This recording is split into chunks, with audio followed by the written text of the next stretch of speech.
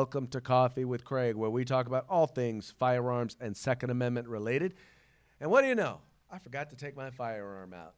See, normally you guys, I know a lot of you guys comment. Normally what I do is I start off the show, you come on, you see me sitting here, and I usually have my firearm sitting over here because I want to get nice and comfy so I can be relaxed as we talk about firearms and firearms policy. So forgive me as I disarm, in front of you.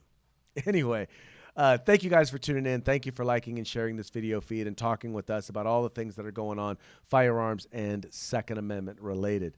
I want to remind you guys, please go to fpcgear.com. That's fpcgear.com. We talk about this all the time. It's a great place to find great T-shirts, hoodies, coffee mugs, you name it. They're all right there at fpcgear.com. And you know that every penny that you spend goes right back into the fight for our constitutional right to keep and bear arms. So you can support the Second Amendment and look good doing it. That's fpcgear.com. All right, let's get into today's topic. A couple of years ago, or several years ago, I came across a website called The Daily Anarchist. And this guy put up a piece where he had analyzed like 10 active shooter situations. And what he noted was he wanted to take a look at how many people, what the fatality rate was when law enforcement was the ones who responded and when armed individuals who were there were the ones who responded. And he noted that there was a significant difference. And you can guess which one is higher.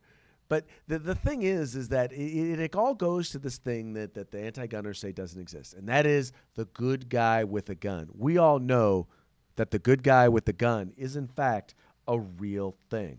So with that, I wanted to bring on the show today to talk a little bit about his research into active shooter situations, and that would be Mr.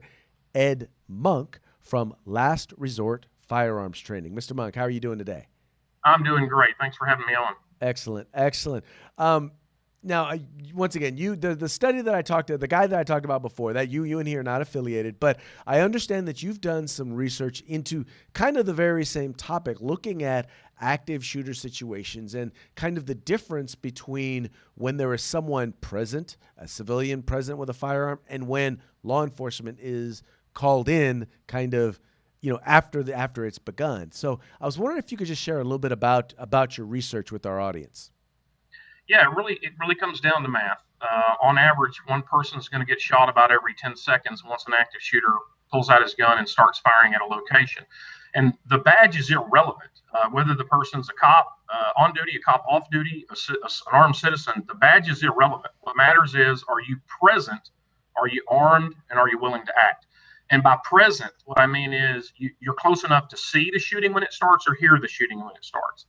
What that does is it eliminates the delay of phone calls and radio calls having to be made to get somebody there.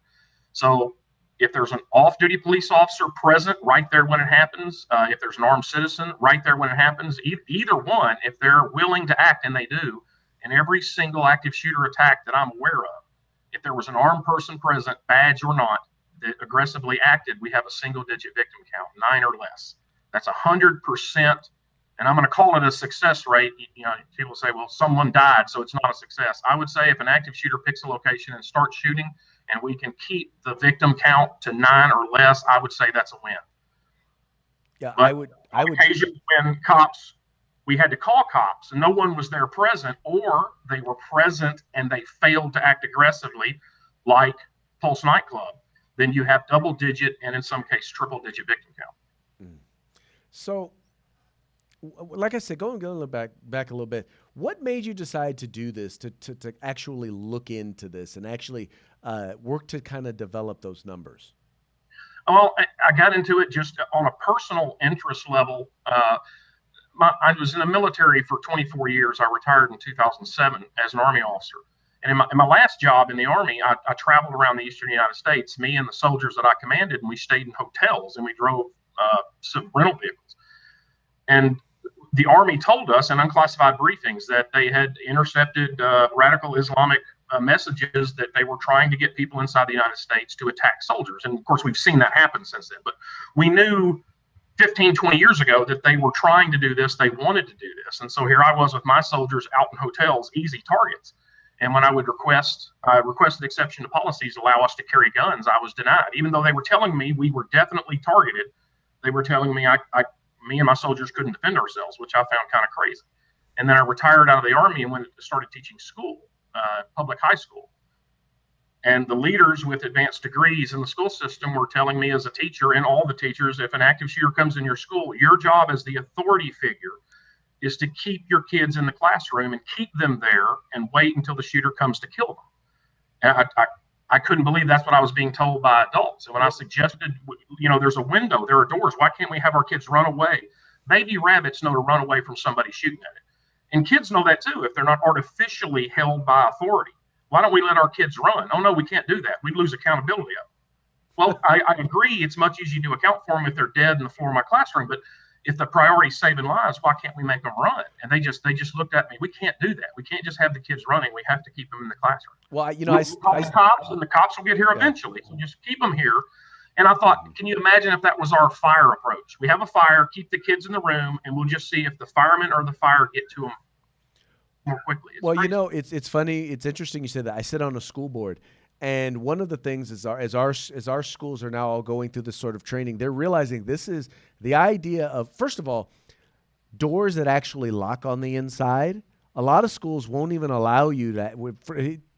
People were not building schools with door locks that actually, first of all, would allow you to lock them on the inside so that you could lock out an intruder.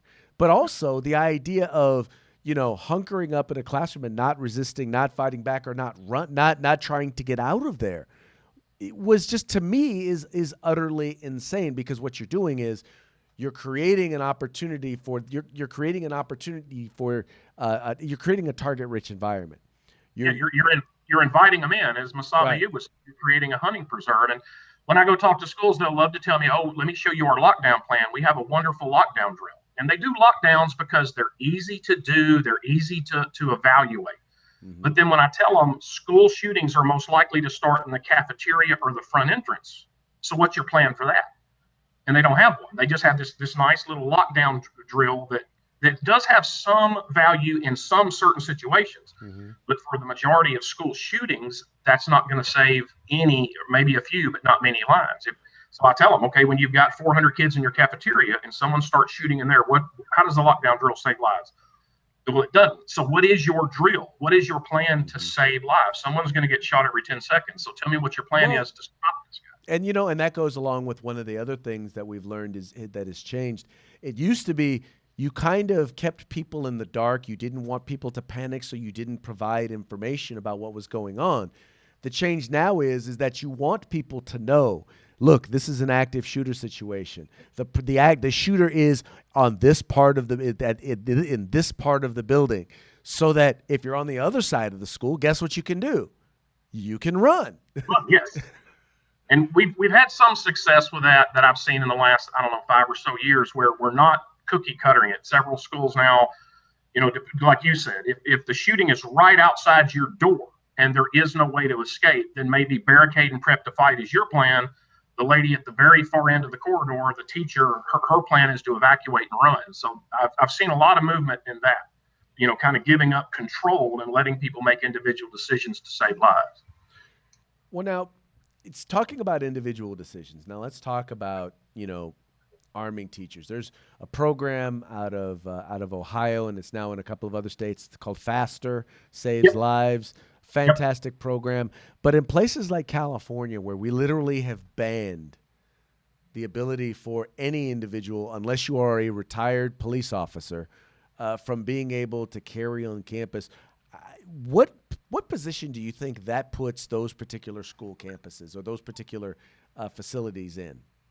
Yeah, it's tough. That they're gonna have to come up with other methods that aren't as good, but that could probably save a few lives, save some lives, just not as much. Schools basically have three choices: call 911 and wait, and every time that's tried, it's horrible results. Double-digit victims count. Or they can have a school resource officer, and school resource officers have value. My brother is a school resource officer. But a lot of people think they're a magic fix. I've talked to hundreds of schools over the years, and I'll have some say, well, active shooter, we don't have to worry about that. We have a resource officer. Well, they have value, but they're not a fix. I can give you at least 9 school shootings that happened at schools that had resource officers present. So they're not a 100% deterrent.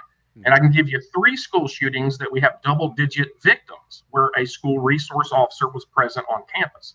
So that has value. I have nothing against school resource officers, but they're not a magic fix and they're not a guarantee of low victim counts. And the third option is have armed staff.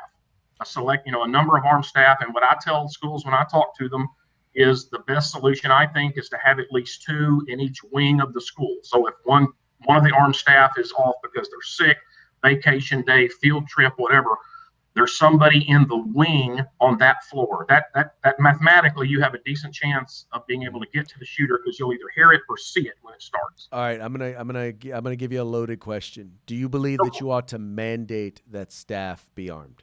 Oh no, and that's silly, and that's what a lot of people, the straw man, they'll go to when you suggest allowing some to armed. Oh, well, you're saying we're making a requirement for all teachers to carry a gun. No one says that, but that's a silly argument that they'll try to jump to. So because that one's easy to fight, that one's easy to pick apart, but no one's ever offering that.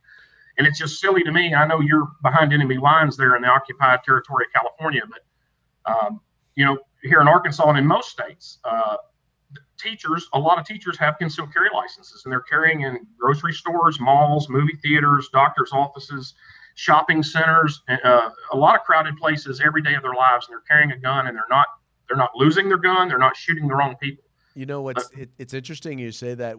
Up until 2016, people had been concealed carry from 1923 until 2016. People had been able to conceal carry on school grounds with concealed carry permits. And you know how many incidents there were involving individuals concealed carrying on school grounds in California? Absolutely none. There were absolutely zero. So it clearly was not done in order to solve a problem. In my opinion, it was done to create a problem. We have some districts, one in particular right here in the Sacramento area. If they had someone with a concealed carry permit, they were actually included as a part of their active shooter response plan. They were trained, and they trained side by side with law enforcement for active shooter situations. That whole program has now been tossed aside because, well, the teachers can't carry now. Yeah, it's amazing to me how adults, some with advanced degrees, lose all of their ability to reason once you start talking guns into it. If you and I were to sit down and talk about the best way to protect this school we're in from fire, we might disagree on how many fire extinguishers we need, but we would logically come up with a plan. You introduce this gun thing, and people just lose all ability to reason. I can't find one school shooting in America that's happened at a school that has armed staff. And again, every single active shooter event, not just at schools, every single active shooter event I can find, if there's an armed person present who acts, we have 9 or fewer victims. We ought to pay attention to plans that have 100% success rate. I'm not saying it's 100% guaranteed, but we sure ought to pay attention to something that has 100% success rate. Well, exactly. And the thing is and that success rate isn't just based on the person actually shooting the active shooter. Oftentimes, when confronted with force, they will run away, or in some cases, they'll hunker down and take their own life. Yep. But they almost always, once they are confronted, whether it's law enforcement or whether it's an armed citizen, when confronted with force, they almost always, that's usually when it ends. Yep. About half or a little over half commit suicide. A few more will give up, such as at Pearl, Mississippi High School or the Appalachian Law School, where they gave up when confronted with people with guns. And a very few will try to run away. Mm-hmm. But just having somebody there who will confront them. And then I'll always get people who say, well, but teachers, they don't have law enforcement training, so they won't know what to do. What do you mean they won't know what to do? People defend themselves in regular crime all the time. People defend themselves in their home all the time. No armed citizen has ever shot the wrong person when stopping an active shooter attack. Cops have, but citizens haven't. So again, 100% success rate. We ought to pay attention to that. And this is, I've never been in an active shooter situation, but I've been to Iraq. The active shooter situation is actually going to be very simple. It's going to be very stressful, very emotional, but it's very simple. There's going to be almost always one person in your school, your office, your mall, your church shooting at people, that person will stand out. They won't be hard to determine who they are. You got to go find that person and shoot them down. It's actually a very simple thing. And here in Arkansas, almost everybody hunts. If you have the rudimentary skills to shoot a deer, you have the rudimentary skills to shoot a human. You're shooting a large mammal.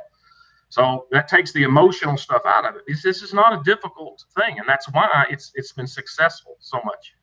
Well, but also it has to do with, I know in California, concealed carry permit holders are required to go through training every 2 years.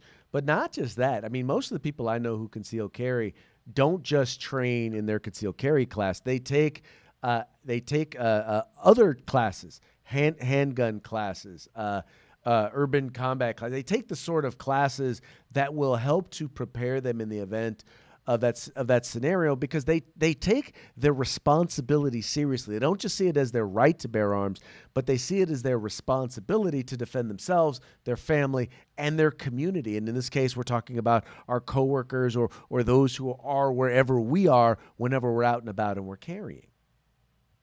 Yeah, and me and my brother own a training business. I make money off training people. I'm a big training proponent, but the training is not that important. If someone is armed and present and they're willing to act, you're 90% there. They may not be perfect, but they'll get the job done. Again, armed citizens never shot the wrong person stopping an active shooter, but police have. And again, this goes back to non-emotional planning, but if the armed citizen or the armed police officer shoots one or two innocent people by mistake and then eventually shoots the active shooter, having two innocent victims is better if you can stop the active shooter from killing 30 or 40 or 50 more people. That just makes a little too much sense. Anyway, how can folks get a hold of you and find out about the services that you provide? My brother and I own Last Resort Firearms Training. We don't have a web page. We have a Facebook page, or they can email me at my name, Edmonk, EDMONK, at AOL.com. We do presentations on the active shooter threat, and then we do actual 1, 2, or 3 day classes for armed people, whether you're a cop, church security team, school security team, or just an armed citizen that wants to be better prepared should you find yourself in a place where an active shooter kicks off. Fantastic, sir. Thank you so very much. And as things go on in the future, we would most definitely love to have you back on the program. Anytime. All right, sir. Well, all right, folks, that's going to be it for today's Coffee with Craig. We very much appreciate you guys tuning in. Please remember to like and share these videos, and as well as our podcast. This is the home in the fight for civil rights. And as I always say, we have got to use them or we're going to lose them. You guys take care.